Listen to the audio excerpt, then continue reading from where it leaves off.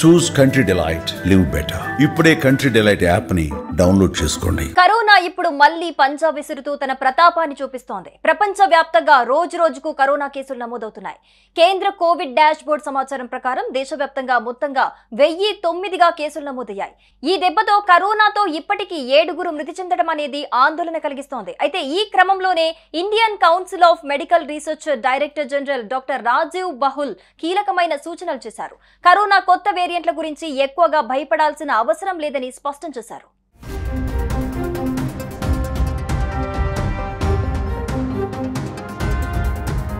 ప్రస్తుతం కరోనా కేసులకు JN1 variant అనేది కారణమని అంతా భావిస్తున్నారు. ఇది ఒమిక్రాన్ BA.286 వేరియంట్ నుంచి వచ్చిందని మొదటిసారిగా 2023 ఆగస్టులో దీన్ని గుర్తించినట్లుగా తెలుస్తోంది. ఇప్పటి వరకు వచ్చిన వేరియంట్ల కంటే ఇది చాలా వేగంగా వ్యాపిస్తోందని, చాలా మందిలో తేలికపాటి లక్షణాలే ఉన్నాయని వైద్యులు, ప్రభుత్వ అధికారులు చెబుతున్నారు. అయితే తాజాగా ICMR చేసిన కీలక సూచనలతో ఇప్పుడు అంతా ఊపిరి పీల్చుకుంటున్నారు. కరోనా కొత్త వేరియంట్ల గురించి ఎక్కువగా భయపడాల్సిన అవసరం లేదని, కానీ ప్రజలందరూ అప్రమత్తంగా ఉండటం చాలా ముఖ్యమని director general doctor Rajiv Bahl సూచించారు.